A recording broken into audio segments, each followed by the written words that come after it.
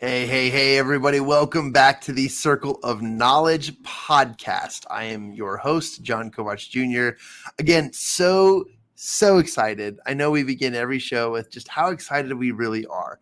And this week I have the opportunity and privilege of interviewing a new friend of mine, somebody who I've recently met and somebody who absolutely just knocked it out of the park on television, on stage, as a speaker, as a branding expert, which I know a lot of my listeners, a lot of you listening at home right now, could really use a little bit more advice, a little bit more counsel, a little bit more direction as to how to represent your job, your work, your business, and your brand, whether it's personal branding, a book branding, or just branding your business, or just being in the right color. Whatever it is, this is a really exciting conversation. To remind everybody, the Champion Circle Networking Association has brought to you the Circle of Knowledge podcast. And for those of you catching up, the Amplified Minds Network has been absorbed, has been brought on through the Champion Circle Network now, and we are having an excellent time. Champion Circle Networking Associations are found in Utah right now, and we're expanding into other regions and other parts of the country, and we'll soon be international as well. So pretty exciting. The methodologies we use are pretty phenomenal, but we really love the accountability factor that's built into the type of networking that really gets you results. So without delaying, I can't wait to talk more about this individual and to interview this individual, as well as share a lot of her successes and her highlights.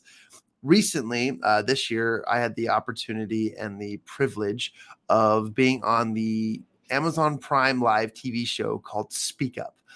Like TED Talks or TEDx, this show allows the individuals on stage who are absolutely incredible motivational speakers or speakers in general. They are given the opportunity to go into more depth, to share their more personal exposures and opinions and comments in regards to many things. And what makes this stage so diverse is that a lot of the messages, though, could be the same. The platform is phenomenal. MPM Global is one of the best production studios I've been to, and they're based out of Dallas, Texas. It was a phenomenal experience. But having been on season 3, I built some relationships and some friendships and decided that I just couldn't live without it. And so I flew back down to Dallas to support the cast for the season 4 that was released just over a week ago. And amongst those people, I couldn't help but ask if they would come onto my show and to share their light, their knowledge, their nuggets of wisdom, and the gold that they possess. And without any further ado, I'd like for you guys to help me welcome Miss Yamilca Rodriguez. Yamilca, welcome to the show. I am so glad you're here. How are you today? I can't wait to get to know you. I am amazing. Thank you. And thank you for inviting me. I'm so excited to be here. So glad you're here. And I have to tease you because during the intro, I have this, cheesy, corny little intro video, and I made it on my Canva Pro. I made it. I tell my listeners every little secret, what it takes to get by, skate by, and also to find the hacks that will help you get underway. And I'm sitting here watching Yamilca's face in the green room, and she's taking mental notes. Like I can read her. She's like, okay, I would change that. Oh, that's an interesting little transition. Ooh, the color on that or the shadings a little. Like I could tell that she wasn't like ripping it apart, but I could tell she was analyzing it and taking her own personal mental notes. And that was super cool, because to see a professional at work, to see their mind working in the most beautiful way, is a compliment in many ways. So I want to thank you, but I wanted to tease you because I could see you just like analyzing, and that was really cool to watch. And I don't know if I'm completely off base or if I'm really true, but either way, I'm just super excited to highlight you today.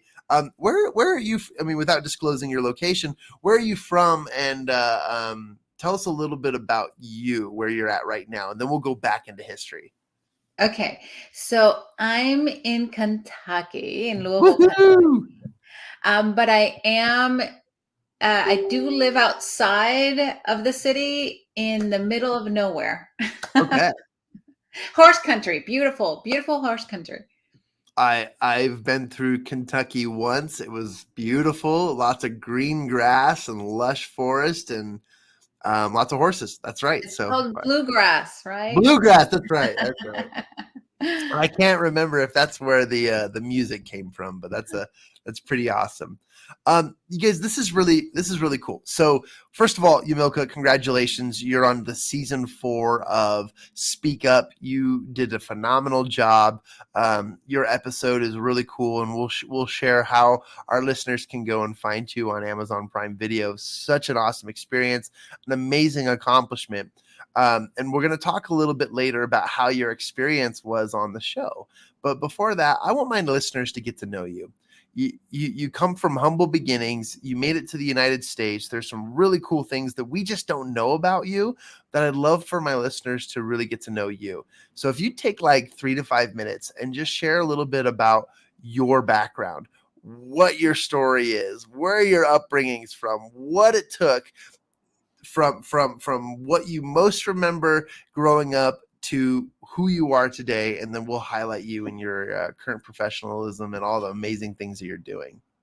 Great. So I was born in Caracas, Venezuela, and my mother was a stay-at-home mother. So that was wonderful. I was the oldest, so a little bit of a bossy kind of girl, and I had 2 brothers and a sister. But I was thinking, because my 4th brother is 12 years younger than me, so he came a little later in my life. But anyway, my dad loved to travel. My dad was a professor at the university, and we got to go to a lot of places when I was little. And the funnest thing is that when I was 8 years old, my father moved the entire family to San Diego, where he did his PhD. And we get to have the time of our lives. So that was the first time in the US, and I had a ball. And then I loved art. I loved making things, creating things. I love doing different things. My parents say that I like do. I was always doing not just one thing. I did fashion, and I did art, and I did design, and then I decided to go to school in the US. My parents had moved back to Venezuela, but I was determined. And if you watch the video, you'll see that I was determined to go back to the US and go to school there. So I did, and I made my life here. And I've lived in the US now longer than I've lived in Venezuela. And I love being here in Kentucky. I didn't always live in Kentucky. I've only been here for about 5 years. But I think that, growing up with a father who loved to travel, who loved art, and I was in Spain when I was little, and we lived in the US 2 times with my family, and then I came on my own. So and then in my career, I was able to travel the world and meet different people and cultures, and that always drove me. And it kind of, and you'll hear more about this, but it kind of formed my human behavior understanding and knowledge of really, really getting deep into people's and that's why you were teasing me about analyzing your video, because I really look at things and love to kind of see why people did this or do that. And I just love that. And I really take it in. Like, if I'm in a country, I want to go to somebody's house and have dinner with them and have the real food that they have. I don't want to just be a tourist. So that's my I love it. I have so many questions, and I hope to highlight you in so many great ways. That's incredible. And what I love is that you brought, your upbringing into this. You brought your father. You brought your history, and there's a bit of an art piece to it, which I know. So we had a couple of conversations on the show. Was it a month ago? And one of my guests actually called me out because I said I'm not a creative person. I'm not really that artsy, and they're like, John, everyone is creative. Everyone has that artistic touch, just in different ways. And yours is very, very unique because it sounded like your father had a lot of influence on you and the way you saw color, the way you saw images, the way you saw art. And that's really, really cool. I didn't have that experience growing up, but I had a lot of other creative experiences where entrepreneurship and using my hands and stuff became a really, really cool thing. So highlights to you, because that's a really, really phenomenal thing to pick up just through exposure. Now, I have a question is, as your dad was doing a lot of art, how much of that did you participate in yourself? So actually, my dad is a mathematician.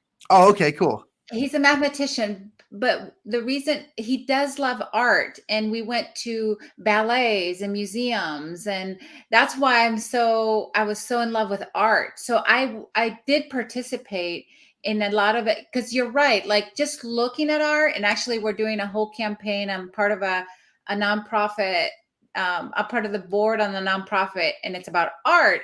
And Mm. you're right, like everybody's an artist, right? And so we're trying to tell people you're an artist in your own way. And you try to think about when I was younger, and I remember my dad was the only parent. I went to design school, was the only parent that supported me in design school. All the other parents were like, I don't want to support you. You're studying something that's not going to make you any money. And all the other parents would not even fund their child's college at any level, like nothing. Wow. So they had to figure out a way to do it. But my father, he'd take me to the store, the art store, and he'd say, pick whatever you want. And I'd be like, oh, I was so excited. So yeah, so one of the things is when you're in art, you have to do it, right? I created jewelry, and I did painting, and I did fashion. I created outfits, so I was in every little thing that had to do with making. Wow. And again, creating more questions, because I love inquiring more about the upbringing and lives of people. But um, of all the art and of all the projects and of all the things you dabbled in and had to just pick up and learn based on interest and excitement, where did you tend to lean towards? What was your favorite style or your favorite aspect of art? I love fashion. I Mm. always felt like fashion was amazing. I didn't go to fashion school because, again, these are things that we start putting in our heads.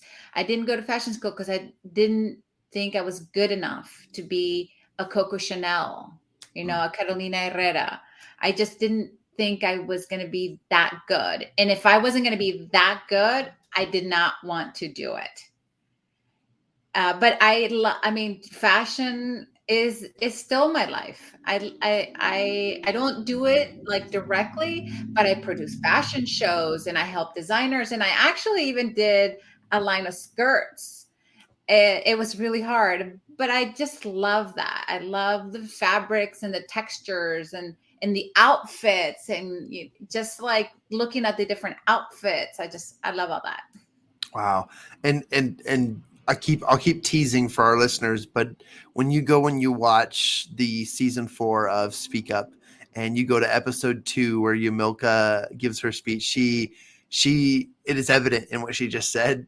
She's wearing this elegant and stunning outfit that allows her to radiate on stage, and it's really, really awesome. So Uh, I confirm that. Thank you. Oh, absolutely. As a big fan and a just avid listener, in the audience there in the studio, I had a blast just basking it all in, and you did a phenomenal job. Given your background, given your story, a lot of it has obviously bred the opportunity and formed an option for you to be a creative, to use your skill sets and the things that you dabbled in. And you come from a really, really unique background, but not because you grew up as a creative or that you had art in your family and your dad was so encouraging, but you actually got to work for a top-notch company and you got to learn, some of the world's greatest tactics, antics, and even just strategies on various topics. You want to tell us a little bit about your career and what you did before you transitioned to what you do now? Yes. So I get to work at the best branding company in the entire world, the Procter and Gamble company. Yeah. And I tell everybody I got a PhD in branding just working there. Wow. I don't actually have a PhD, but I do have masters. But I think that PhD is you really have to go in and research and do things. And we did all that. I got to travel to Asia, Japan, China, South America, Wow. Europe, and really talk to consumers, right? And I was so fortunate because my colleagues, and because it's a global company, right? So my colleagues in other countries would say, we usually don't get people who are really interested in us. And I would be like, why? Yeah, they're usually just interested in the US. And I'd be like, we're making products for Japan. Why wouldn't I be interested in Japan and Japanese culture and really? So they were just like, they couldn't believe that I would be interested in their country and in their culture and in their food. And that really, I got to see things that nobody else gets to see. Japan specifically is a country very closed to foreigners.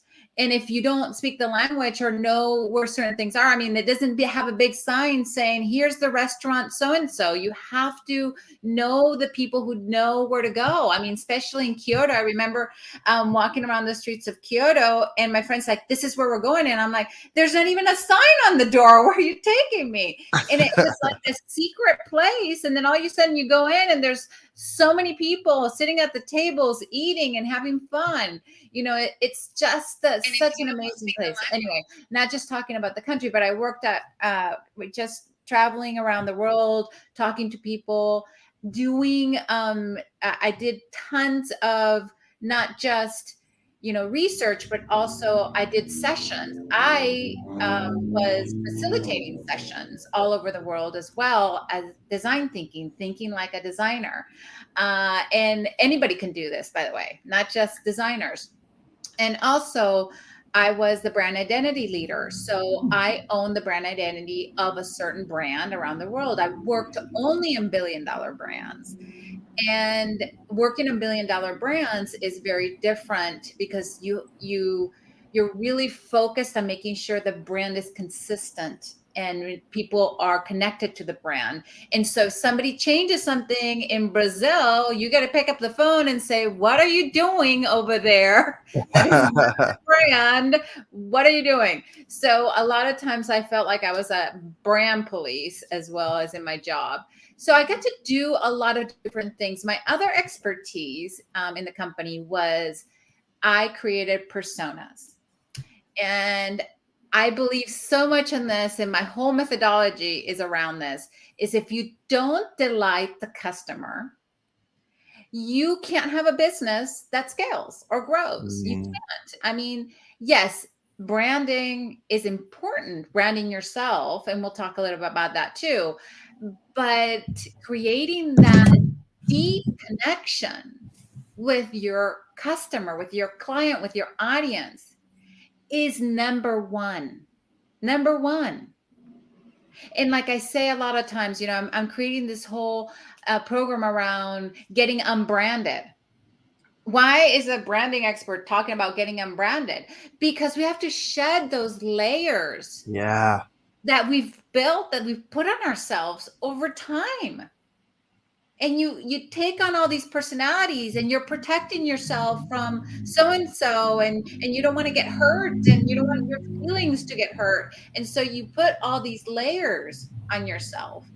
And it's about shedding those layers. You cannot be the brand that you want to be for everybody else if you're carrying on these, a lot of times they're just traumas that we carry that we don't know we carry, Yeah. right? And so being able to let go of that trauma, or knowing your personality, will then attract the right person, the right client, the client that loves everything you do. And you talk a lot about the idea of creating raving fans. And from what I hear, and I'm sure my listeners can agree with me, is that when you listen by using your eyes, your ears, and anything that's a receptive channel, you you can find what layers need to be peeled back so that it's the true communication that they're all really trying to portray to other people. And whether it's buy this gadget or put on this dress, whatever it is, it there's a deeper meaning behind things, and people are really trying to communicate that. But that's what branding can do by really focusing in on the message that each individual is conveying and portraying to their audience. I love that. So you're getting me excited about the topic, Good. Okay. Good. because my methodology is based on psychology. Okay. Why did I base it on psychology? I did do a lot of this work. I mean, when you work at P&G, you get to work with the best agencies in the world, right? And you get to do things. You have an infinite budget. You get to do things that nobody else gets to do. So that was just, I took everything in, right? And I took this little thing from here and this thing from here, and I learned over time that this method of using psychology to really understand consumer in every single way. I use psychology, not just in the brand, but Superfan. I talk about be having your super fans, right? And it's super fan singular, right? And also understanding how to really delight the customer through experiences, because you have to create experiences for your ultimate super fan. And so psychology is bringing the unconscious to the conscious. Okay. So a lot of times we live in this like unconscious world. And all I do, I don't change you. I don't tell you to be somebody who you're not. All I do is do that small shift of showing you who you really are, not rebranding, but really uncovering or shedding those personalities that you've kind of taken on, and really showing you this is it. So you might be, in the way that I do that is through Jungian archetypes. There's 12, right? You might be a ruler or a magician or a performer. You might be innocent or a caregiver or a lover. You might be a rebel or a sage or a creator. You might be a hero or even an explorer, or the girl next door, or the good guy, right? So there's just different archetypes. And so focusing on that, I do too, your primary and your secondary, gives you a strategic positioning, right? So are you a more playful person, or are you a more habitual person, or are you more like you like to create rituals, or do you like routines, like measures for success? So they're all different. But the secret, the proprietary piece of this methodology, you're not going to find it out there. You're going to find Jungian archetypes, yes. You're going to find the 12 archetypes, yes. But you're not going to find the super fan part of that, this is through tons of research and tons of case studies, looking at different things and finding out that this really works. Each archetype has an opposite. And that opposite is your super fan. But let me tell you why. Let me tell you why, because it's not just, you know, this is made up. But the reason why you want to attract your opposite is because a and you will attract likes. This is just part of human nature. A like thinks that they can do what you do. An opposite knows they cannot do what you do and they need you. Okay. And so that's really the key to this. So writing your message to that super fan, it's what's going to attract, and you being who you really are, your authentic self will attract the right client for you. And then that really is the magic of really creating your unicorn, right? Phenomenal. Have you written a book? That's a really good question. I have written 3 collaborative books, and now I'm in the process of writing my own book with a methodology on it, because it was just interesting. Like I always wanted to write a book about this, but for some reason I got into these groups of women, and I had my first collaborative book, my second collaborative book, and now I just launched my third collaborative book, and I'm like, I'm done with collaborative books. So I'm writing a book, and it's halfway there. I'm hoping to launch it in a month or two, and it's really about this methodology and understanding it at a deeper level, so people can do it. Because my whole goal is, I learned all this. Yes, I got to learn this. It was 25 years of really understanding. Well, if you look at my whole life, I'm not going to even say that number. But if you really think about it, I think everybody needs this. And if they know that secret, anybody can be successful, right? It's about kind of about the talk. It's harnessing the power of possibilities, Mm, because everything is possible.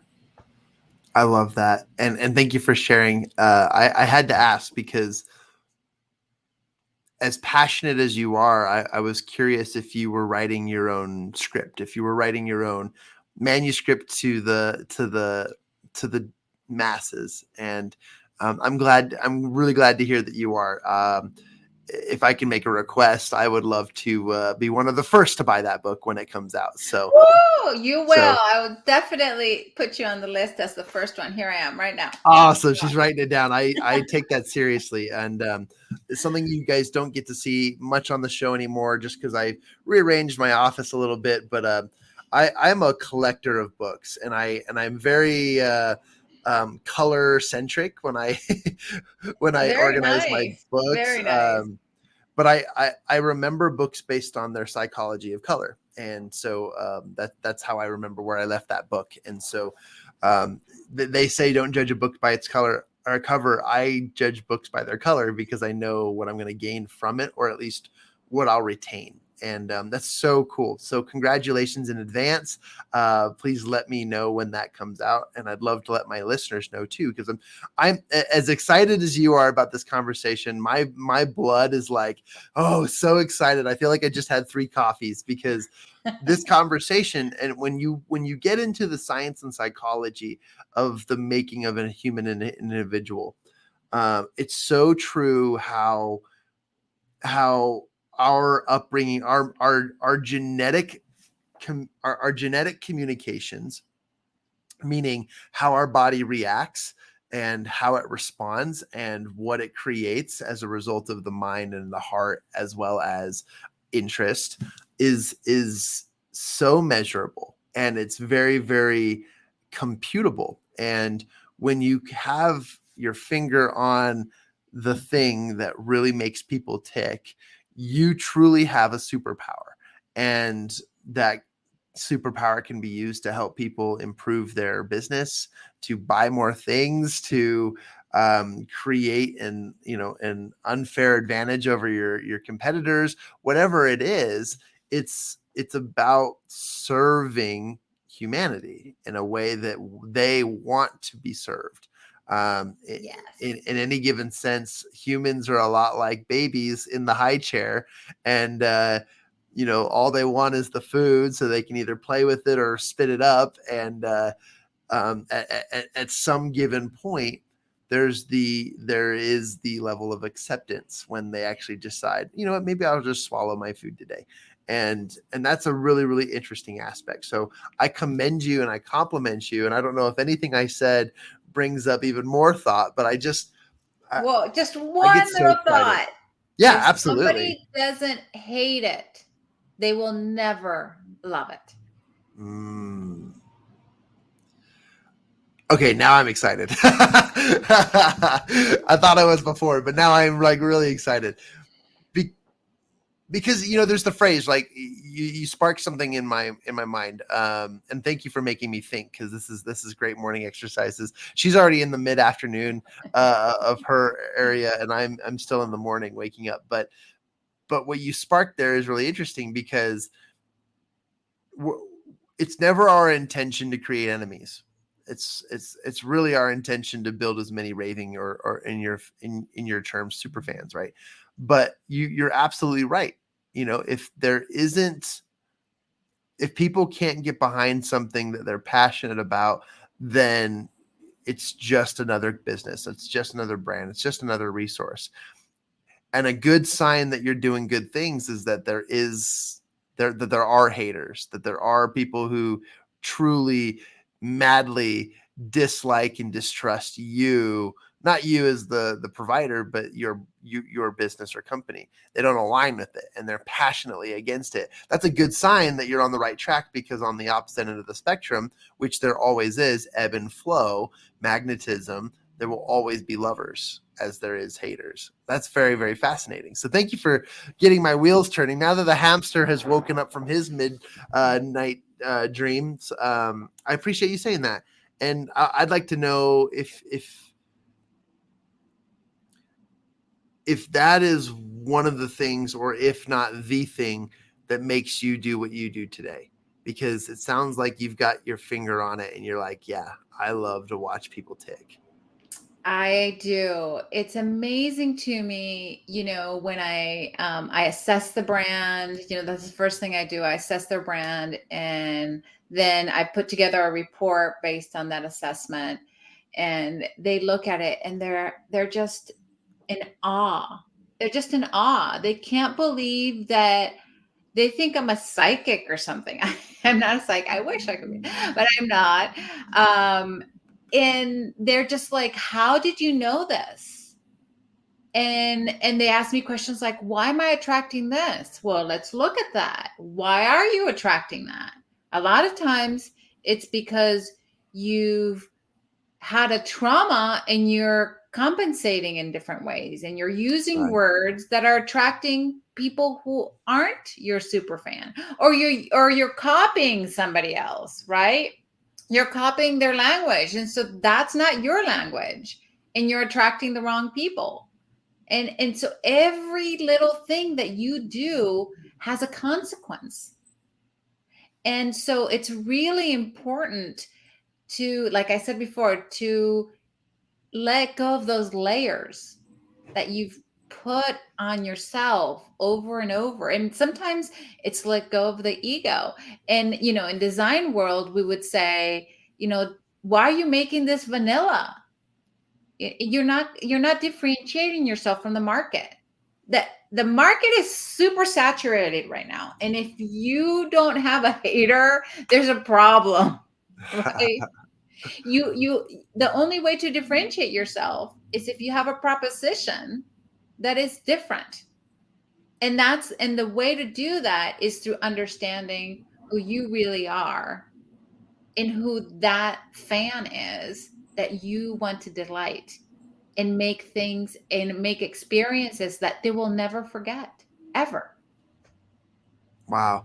I absolutely love that. And I think that tees us up for the next question, but I think we've already covered it. But I'd love to ask if you would like to share anything else, because on this show, we talk about the golden nuggets of knowledge that everyone should know, or those who are in this state of mind should, and I don't like shooting on anyone, but you should start to understand. And I always ask the question, either, what do you wish you would have known that you know now? Or what advice or what nuggets of knowledge ought we to know? And I'd like to ask you that question, even though we've covered some really deep, below the surface stuff, and I am pumped up about just the layers that we've been able to delve into. What's some nuggets of knowledge that you believe that everyone should start to work towards or get to know, or just what knowledge would you like to share with my listeners? You know what comes to mind right now, and it might just be something out of left field, but what really comes right now is do something that you're not used to doing. Right. A lot of times we get very comfortable in what we're doing, where we're at, and we just keep going and keep moving. And for the brain to really function at a higher level, you have to trigger it with unknowns, things that you've never done. It's hard because who wants to learn a new language? Who wants to start over from zero?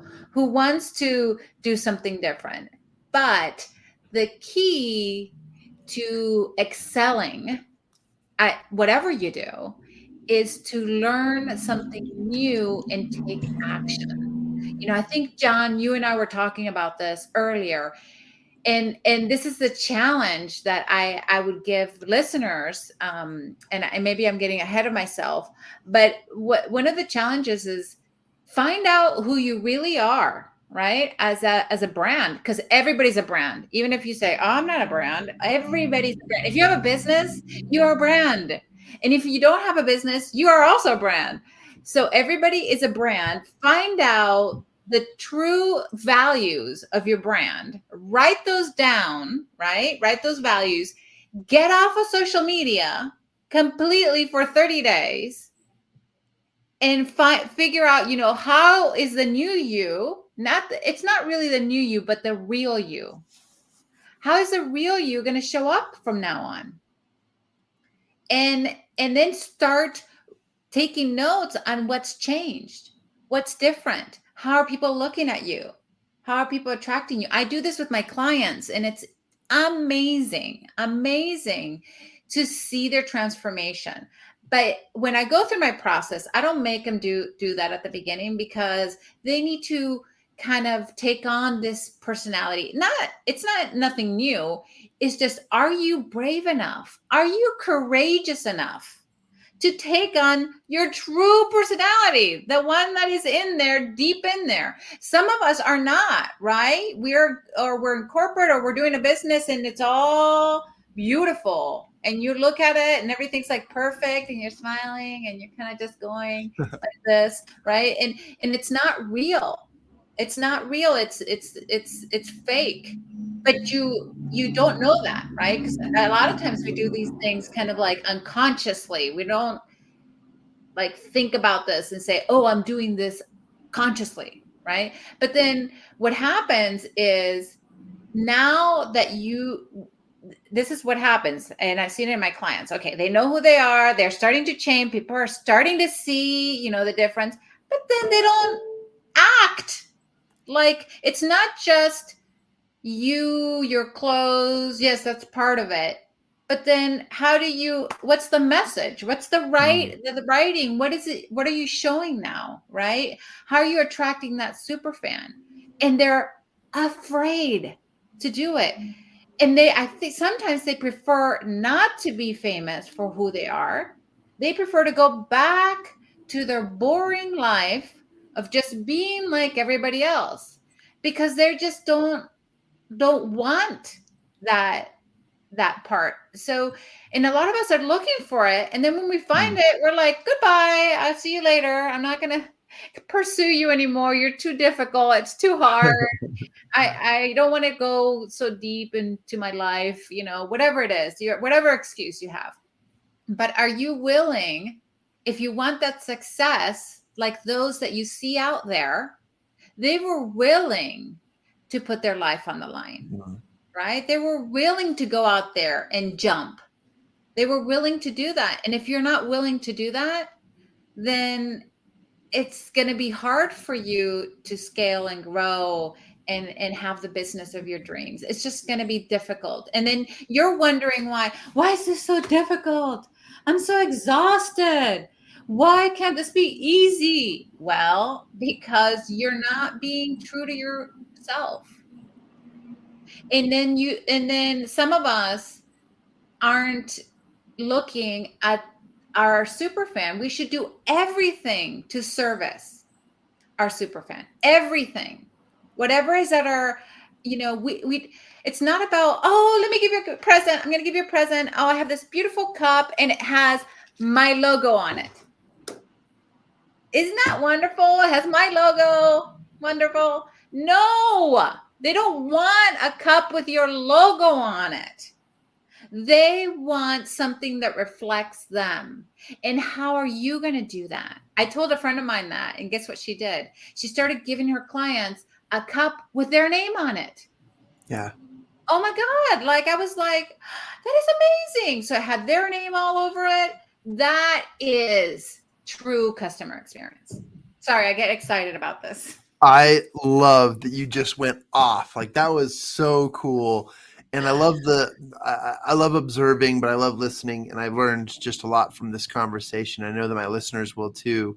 I wrote something down and I want to ask you the same question, but as a part of the knowledge that we share on this show, we also ask our listeners to take action. So we give them a challenge. I'd like for you to share a challenge that you'd like to issue to them. One of the things that I wrote down was identify and research a challenge a day. And that was what you had instructed us to do something different, do something uncommon. So doing something that really shakes the boat for us. And I started thinking to myself while you were speaking, what's one or two things that would absolutely, truly shake things up for me? And it was very simple, actually. I remember interviewing a friend who talked about what they do to keep themselves physically sharp, like mentally and physically sharp for boxing matches. And they said, what I do every day is I don't even remember which arm my watch goes on because every single morning I switch which arm my watch goes on. And they said, it's now common for me to be uncommonly confused as to which is the right, which is the wrong, which one am I used to? Because there is no left or right anymore. It's I can wear my watch on my left, I can wear it on my right. And I thought to myself, that's really interesting. And yes, I'm married, but what if I took this ring and I started wearing it on my different fingers? Or what if I started wearing my watch differently? Or maybe I started carrying my wallet in different ways.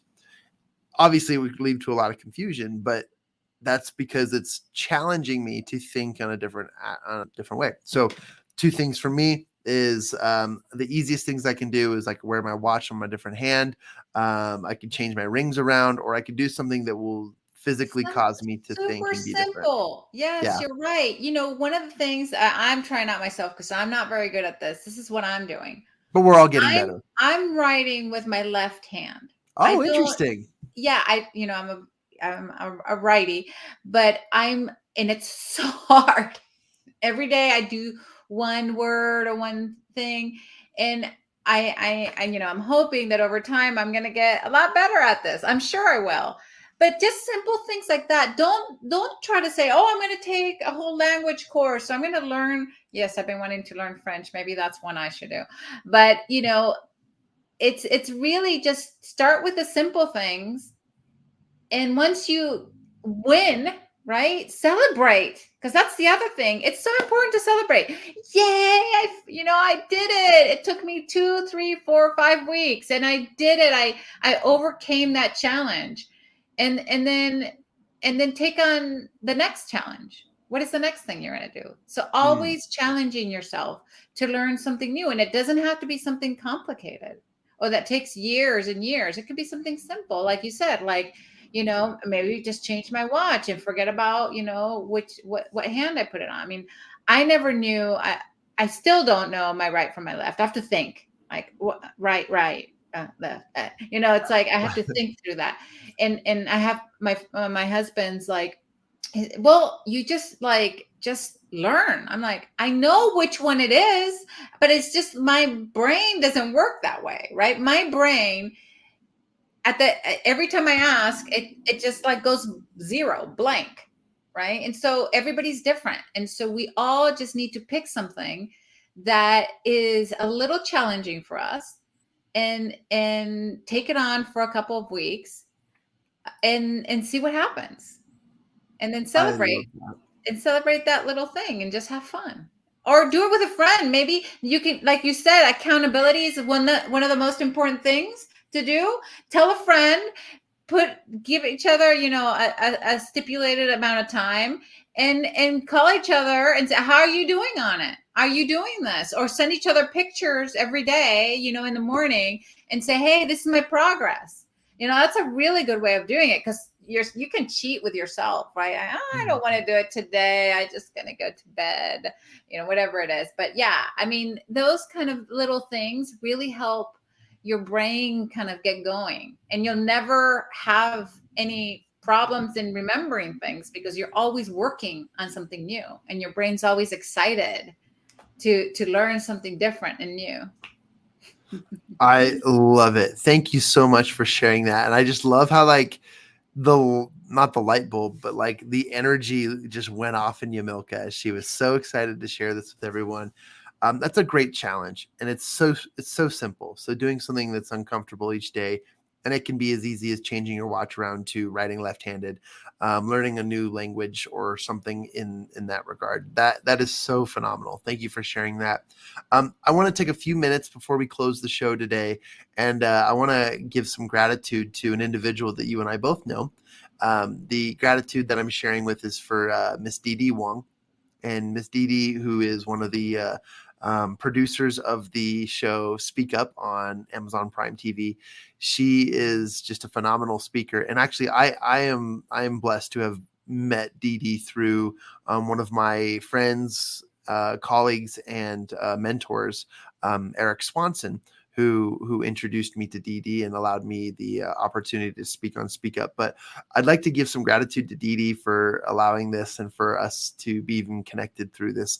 If it weren't for Speak Up, we would not have been connected. And so I want to shout out to Dee Dee. If you guys haven't watched the episode where I interviewed Dee Dee, I interviewed her several months after she was appointed as one of the 12 apostles by the Pope to steward over a special child project in Italy and throughout the world. And it was a phenomenal experience. And you've got to go watch that and listen to that.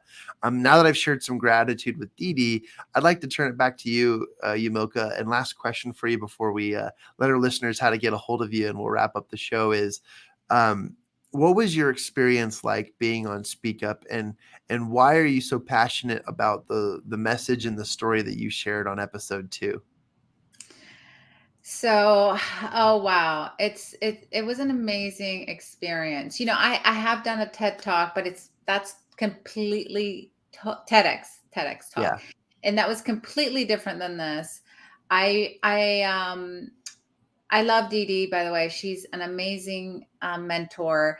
And when she brought it out, because I was part of her course, her speaking course, I felt so honored, right? And she worked with me on thinking about, what is it that I really want to show to the world, talk about in the world. And as I was doing it, it's so funny because in TEDx you have to memorize your talk, and I was trying to memorize this talk and being so perfect and making sure that everything was like aligned and said correctly, and that was taking all the essence, all the feeling out of it. And I remember Dee Dee saying to me, because I did the talk and I'd stop because I couldn't remember this. And she's like, this was like the day before I left to go to the Dallas. And she's like, Yamilca, not going to work. You've got to get those notes out and just tell me the story. And so I got up there and just told her story. And she was like, that's what needs to happen. So I got on the plane and I rewrote my entire speech. and just bullet points, right? Like, this is, I kind of want to mention this. And that saved my talk. Now, I still was a little stressed, and I wish I would have. Now I know, like, have more fun, much more fun. And so we take these things so serious. They're, our livelihood. How are we going to show up in front of the camera, in front of millions of people? It's okay to make mistakes. It's okay to not say the exact word that you were planning to say in that specific time. It's okay. So letting go of all expectations, having fun, and just showing up the way that you are. Remember, you truly are. If you really know who you are, just showing up that way. Uh, it's just it's an experience that I will never ever forget, and I can't wait to do more and more of these. I'm really looking forward to speaking more, talking more in front of people. This was just so fun after, not before. And Yeah. the whole piece is, like I said, try something new. This was very new for me. I was, I'm like, let's do it. Let's go for it. Let's try it. And this learning experience just got me to say, I want to do more. I want to try more. I want to do more talking in front of stages, in front of people, and put myself out there. It's okay if people hate me, right? I'll have a few that love me, and that's all I care about. I absolutely love what you said. It's okay that people hate me, but there's a few that love me. Thank you for sharing that. That was beautiful, and I agree 100%. The experience on television is a unique experience. It puts you way out of your comfort zone, but I love that you had the experience where you were experiencing the stress of communicating the way you wanted to, having the right story, and the looking back and the being in the present was, I'm going to have more fun. I'm going to enjoy this experience. And that I love that. And I know that speak up environment was perfect for that, because it curated and facilitated an environment where you could delve a little bit deeper into your topic. You could embellish on your story, or you could stand in your own skin on stage and be yourself, but also to communicate and stick the landing, as they call it, on all that you wanted to perform. And that's a really, really impressive and important compliment to that organization for how they design the experience. So I wanted to congratulate you on the huge accomplishments, the amazing things that you're doing, and the psychology that you're bringing into the world to change people's lives. Many people think that psychology is still one of those um, artsy type sciences, but the mind is one of the most powerful places. And I'm a student of Napoleon Hill's Think and Grow Rich, and I know that you've read the books as well. And I want to thank you for expanding on that today, and for sharing so much knowledge with my listeners. What is the best and fastest or easiest way for my listeners to learn more about you, get a hold of you, and to contact you in regards to what it is that you teach and bring to this world? Yeah, so on the screen, www.archetype method, archetype, not architect, archetypemethod.com, or at archetype method Instagram. And if you just want to get a hold of me, send me an email. You can do info@yamilca.com. Super simple. I'd love to hear from you. And yeah, send me a shout. I'm happy to give free brand assessments to people if they really want to understand their brand, because that's what I'm here for. Awesome. Give it up, everybody, for Yamilca Rodriguez. Thank you so much for all the amazing stuff. I hope this isn't the last time you come on my show. I hope you'll come back and share more, especially when you've got your book. Yes, If you I need will be any help knocking. getting that off, let me know. We have connections with great publishing resources. But I just want to thank you again and honor you for being on our show. And I can't wait to share this content with the world. It's going to be very, very, very influential. And I think a lot of people will resonate with your message. So thank you for sharing what you did, and for being who you are, and for inquiring the curiosity of humanity and how people work, because that is what's going to change ultimately the world. And so thank you. This has been an amazing podcast episode. We've had Yamilca Rodriguez on the show. And for those of you listening to the podcast version of this, I want to invite you to go to that website, www.archetypemethod.com. That's ARCHETYPEMETHE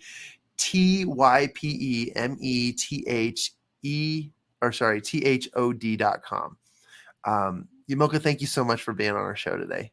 Oh, thank you, John. You're so amazing. I know you're just like an angel that just lands when you need him, and so supportive. And I'm so glad you were there because you really helped all of us at Well, this thank stage. So you. I thank you, and thank you for what you're doing and how you're serving everybody around the world. Well, thank you. And I'll use your words here. What Dee Dee and Eric and the Speak Up team have done is they've created a super fan out of me, and that reciprocates in many ways. So there's layers upon layers to the awesomeness that we can create. Thank you for saying that. Thank you for sharing.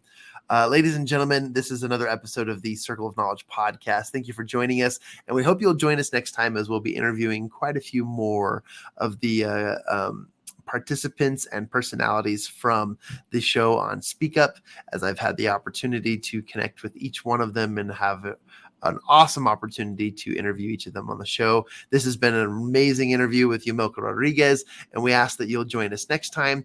And in so doing, we invite you to take action on the knowledge that you've received today. So again, thank you so much. And we look forward to seeing you on the next version of our show. Take care, everybody.